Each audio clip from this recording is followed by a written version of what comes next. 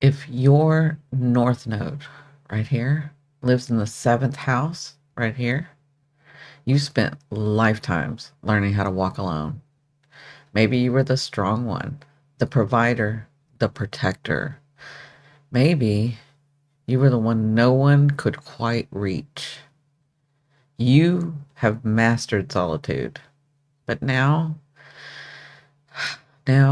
your soul craves something else, to be truly seen, to be met in the mirror of another. This life is a turning point, not a lesson in losing yourself, but in discovering yourself through connection. The seventh house is your invitation to sacred partnership, not just romance, but resonance. To remember that love isn't weakness, it's the power to let someone in without disappearing. Welcome back, beautiful ones. I'm Simply Cindy, and this is The Soul's Path, a hero series devoted to remembering the truth of why you're here and what your soul came to master. So, in this series, we explore the North Node. Here's the North Node, that's the symbol, and here's the South Node. And I do want to say that you do not need to know astrology to listen to this.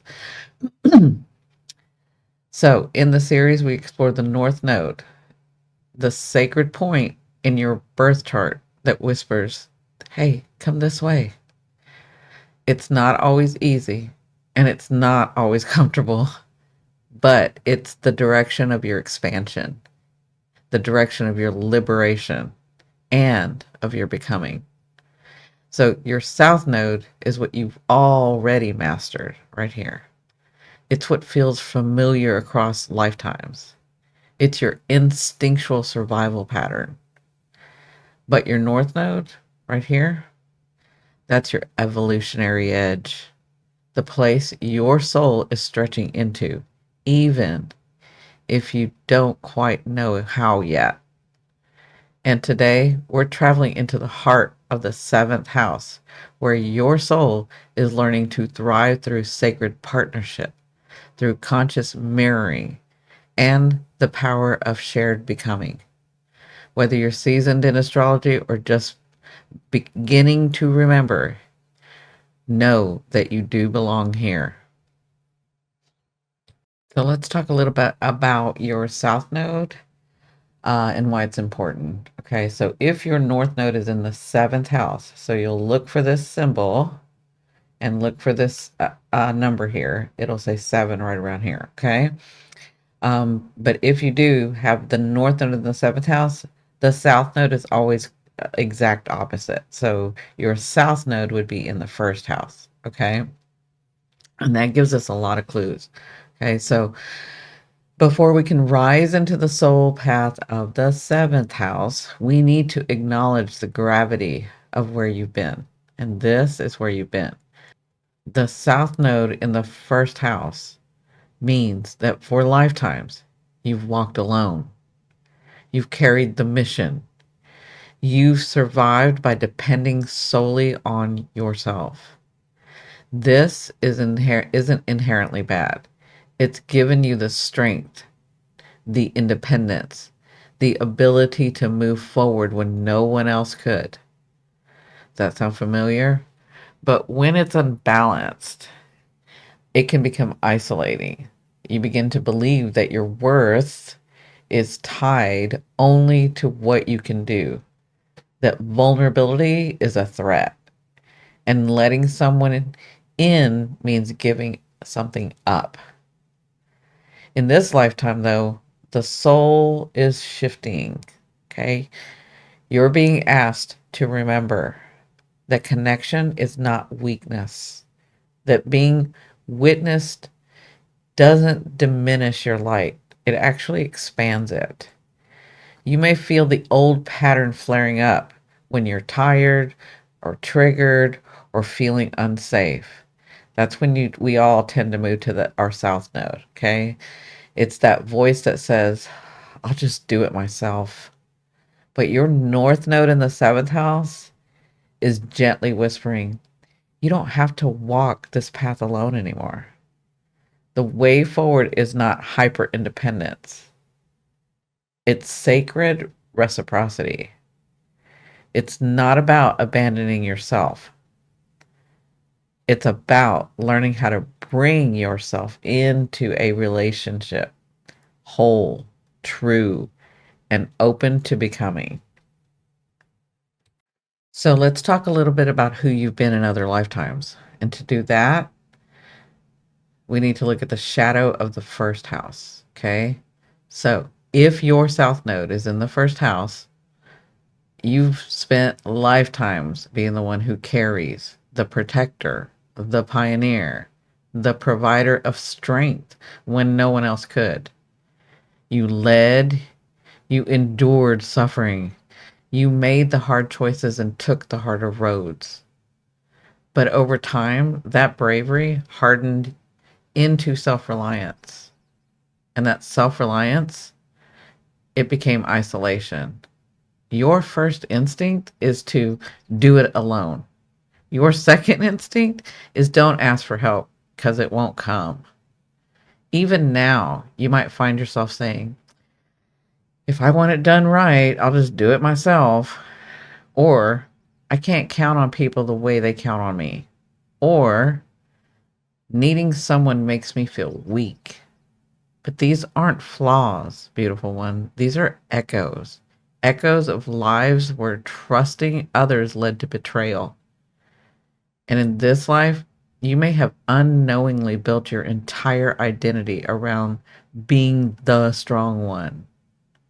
But strength without softness becomes a cage. Let me paint a picture for you. Imagine a lighthouse keeper on a rocky shore, solitary, always watching, always lighting the way. As storms rage, the sea never sleeps, but they never stop tending the flame. And what they don't realize is they've forgotten how to receive warmth.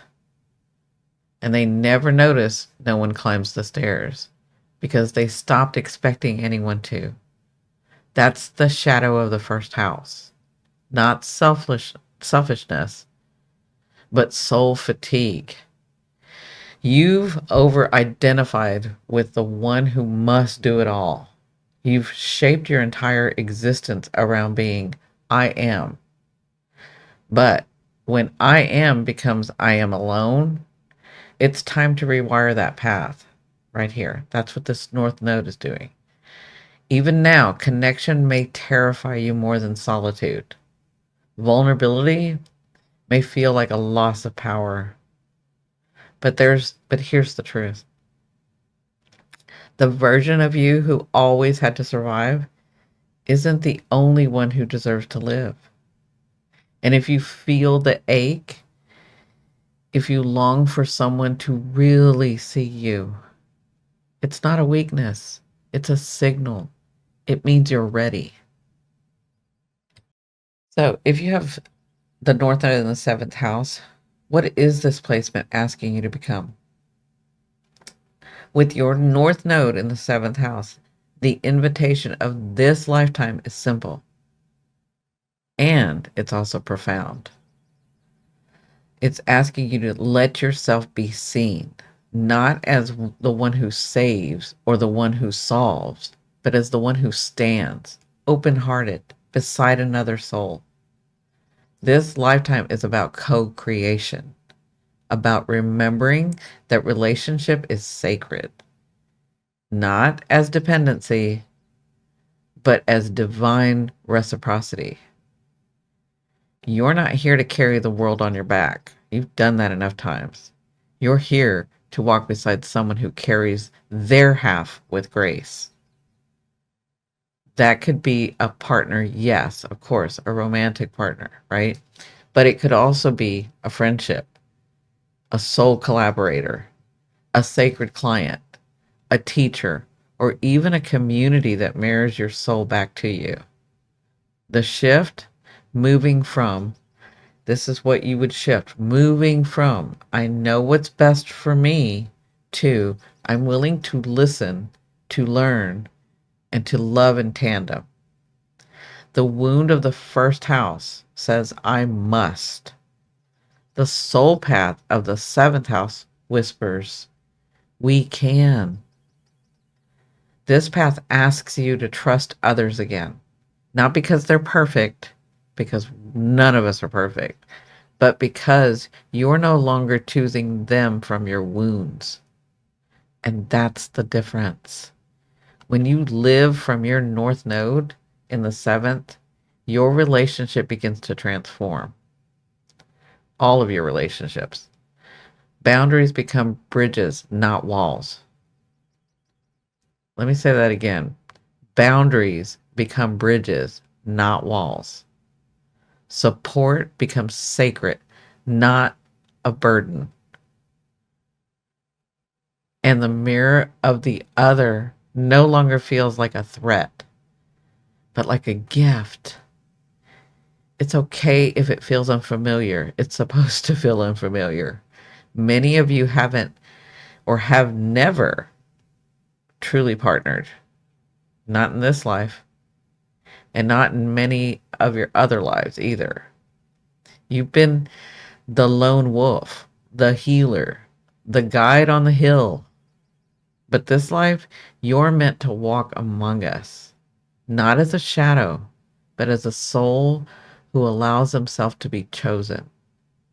And it begins here, right here, when you're listening to me, the willingness to let love in, even if it's awkward, even if it's slow, even if it breaks your old myths wide open.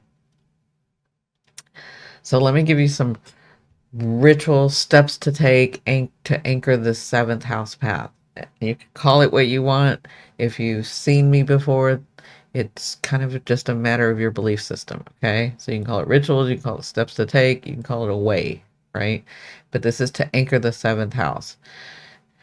All right. So what you'll need is a mirror. You can do handheld or standing in front of you, a candle. This is optional, in a quiet space, right? And begin like this. Light the candle. Okay, so if you have one, light a candle. And this is as a symbol of shared light, yours and another's. Okay, so I want you to focus on who the other is, right? Could be an organization, could be your community, could be a friend, um, could be your coworker, it could be whoever you're thinking of. Okay, and then I want you to sit in front of the mirror. Let your breath slowly, and I want you to breathe very slowly. Okay, don't judge what you see, just be with yourself. Okay, just sit in front of the mirror, breathe slowly. Right, then I want you to say out loud, I have learned to walk alone. I have known the weight of solitude, but now I remember I am worthy of walking with another. And now I want you to ask yourself, what part of me am I afraid to let someone else see? Because do you understand that in your other lives, it was dangerous to let other people see, but not in this life. You have a memory, you have your DNA, right? So after you ask, what parts of me am I afraid to let someone else see? Write down whatever comes. No censoring, just the truth. Don't judge it, just write it. Okay? Then gently touch the mirror with the palm of your hand and affirm, I will not hide my heart to feel safe. I will open my life to love again and again. And then when you're ready, I want you to blow out the candle to close the steps to take, the ritual, okay?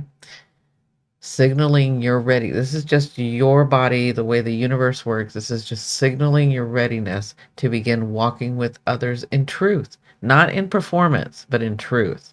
Okay. Now, some of you, if you don't want to do the steps to take, I'll do some somatic stuff. Okay. And this is also to anchor. So you can do one or the other. You can do both, whatever feels comfortable for you. Okay. So This is going to help your nervous system. If you've seen my other, which by the way, you guys need to go see the other videos of this series and the Pluto series, because I am giving you, and I explained how the nervous system is a big deal right now that we're needing to heal, realign, right? So this is to help your nervous system repattern safety in relationships. Okay. So I want you to place your right hand over your heart and your left hand over your belly. And then I want you to close your eyes and I want you to breathe deeply into the space under both hands. Okay. So where both of your hands are, I want you to breathe into those. So I want you to focus your attention as you're breathing into both those spaces, right hand over heart, left hand over belly. Okay. And then as you inhale, I want you to feel the belly rise. This is self trust. Okay. Inhale, you feel it by feeling the belly rise. Then you exhale and you soften the chest, allowing love to enter. Okay. So inhale, feel the belly rise. Exhale, soften the chest, allowing love to enter. Okay. I want you to repeat that slowly for 3 to 5 minutes. With each breath, I want you to imagine someone gently placing their hands over yours. Not taking, they're not fixing, they're just joining you. Okay. And just like that, your body begins learning. And it's what it's learning is I don't have to do this alone anymore. Okay. I know these exercises are simple, but they are profound. They are powerful. Okay. Simple does not mean easy. Let's get that straight. But I can only give you the guidance. It is up to you to do your work. Okay. It is up to you and your path and your choice whether you want to get through this. Okay. So remember, breathing in and you'll feel the belly. That's self-trust. Okay. And exhaling, that's softening your chest. That's allowing love to enter. Okay. Okay. So now let's talk a little bit about if your north node, if the node, any of the nodes are being activated, but if this north node, if your seventh house is being activated. So what I mean by that is, because some of you don't know any astrology, we have a natal chart, which is your natal chart, and you can think of it like it's almost as if the universe took a picture the moment you were born, took a picture of the stars and the planets and the portals and the spaces, right? And then they hand it to you and say, this is your roadmap. That's a natal chart. Okay. That's what we call a natal chart. Now, if you were born where your north node is in the seventh house, that would be in your natal chart. But we have transits, which means the world didn't stop spinning, the planets didn't stop moving, the universe didn't stop moving, right? So we have places where these planets and these nodes are right now today. Okay. So if your and it's what we call when a north node goes into that particular house, or any planet goes into that particular house. We're talking about the seventh house. That means it's being activated. If a planet comes here, if a person comes to you and they have a planet right here on your north node, it's going to activate that area. Okay, because that's a signature for your soul, so it just activates that point for you. Okay, so when your seventh house north node is being activated by either a transit or a progression or a life initiation, something comes to you, somebody comes to you, a situation activates it. Okay. You'll often feel you specifically, seventh house, if it's in your seventh house, that means you weren't born with it, but if it's in your seventh house, okay. Um, I'm sorry, you weren't born with it, but something came on here to activate it. Okay. So you'll often feel seventh housers will feel it as a mirror, like it's cracking. Okay. It's not violently, but it is undeniable. Okay. So the version of you that could survive everything alone that person, you, is being asked to soften. Okay. So you may experience unexpected invitations into partnership when your seventh house is activated. Okay. Whether that's romantic, business, soul aligned, not because you need saving, but because it's time to co create. Okay. So you also may have intense resistance to compromise, especially if your first house, your past, taught you that boundaries equal survival. Okay. So you might feel cornered or reactive or mistrustful when someone gets too close. Right. So also, you may have grief or nostalgia of who I was alone. And that's real. Okay. Sometimes you'll miss the solitude that once protected you, like a lot, sometimes. But growth is asking for room to have relationships, healthy ones. Okay. Also, you could have the resurfacing of old relationships. And these are either to heal what's been unsaid or to offer karmic closure. All right. So if you need or if you feel confused, ask. If somebody comes back or some situation comes back and you're confused, ask, is this a repair or a re-loop? Okay. And then listen for your answer. You may also feel exposed or too seen. Like a lot of you probably have this, you're feeling exposed or too seen, and you don't like that because you remember first house was meant for survival, right? Alone. Okay.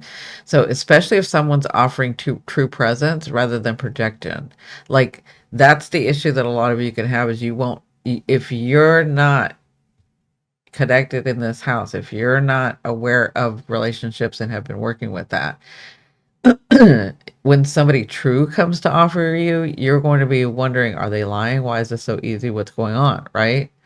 So yeah, and you thinking that they're projecting and they're not, they're being their true self. So being seen without masks can feel terrifying, but it's also sacred. Okay. So what can you do? Right. You can journal. And let me give you a saying or a question to ask, right? So if you're journaling, you can ask, what am I still trying to prove by doing everything on my own, right? Ask that question, sit with that, just sit with it, and then just let it write. Just start writing, pour it out. Don't worry about being eloquent or is it cohesive? Don't worry about that, right? Just start writing, right? Because the truth clears space. Okay. Now, a small trust practice to do this is choose one simple thing.